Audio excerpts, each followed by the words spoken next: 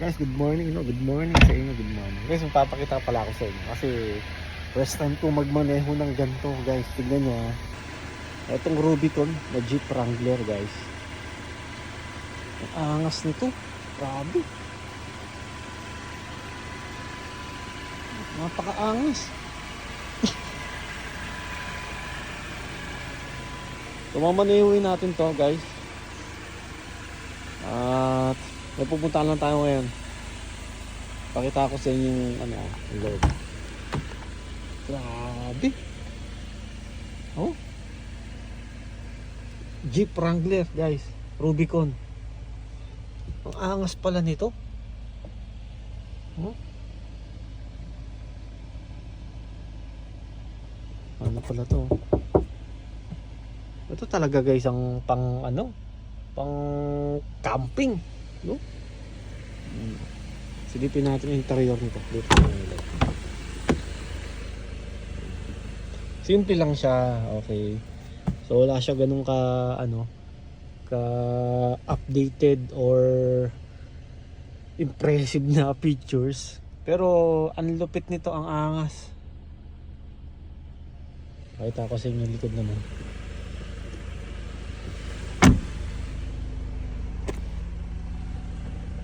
Eto, dito ako nalito rin kanina. So binuksan ko to. Akala ko ganyan lang ang ganyan lang ang buksanan. So pwede mo palang iangat to, guys. Oh, di ba?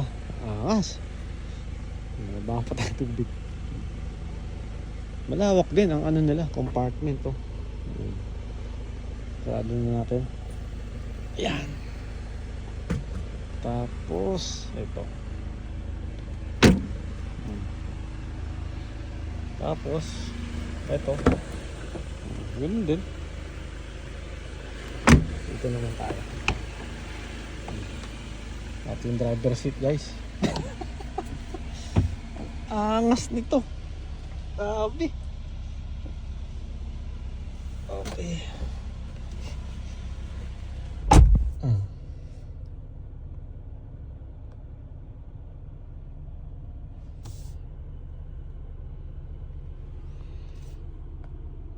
Hindi gaya, ito pala, guys. Ano pala to? May pwede siyang mag-manual. Oh. Kasi meron siyang cambio pang manual, pang automatic meron. Lupit nga nito, pero hindi naman tayo marunong mag-manual. Kaya syempre matic ang gagamitin natin, no? Tapos ang tinatakbo pa lang ito, 22,000. Oh, 'di ba? Angas. Pinray ko to, guys, eh. Oh. Kasi alam ko nabubuksan to, eh. Ang dami pa lock nito. Uy, ano pala yun? Ito. Oh, okay. Tapos dito. Ayun. Grabe, nabubuksan pala to. Kabilaan pala siya. Tsaka to, pwede. Ito. So magkahiwalay siya. Hindi gaya yung mga ibang sasakyan na ito, buo siyang nabubuksan. Ito, magkahiwalay. Dito. Wala. So yan. Okay, pwede. Tapos dito rin sa kabila. So kailangan muna nating ilak muna. Yan. At baka yan. Ito. Yan. Grabe, no? Yan. Tapos ganoon din ang sa kabila. So nabubuksan pala siya. Grabe. Mahal siguro to sa kanya to. Tapos ang airbag niya dito sa gilid. Yan.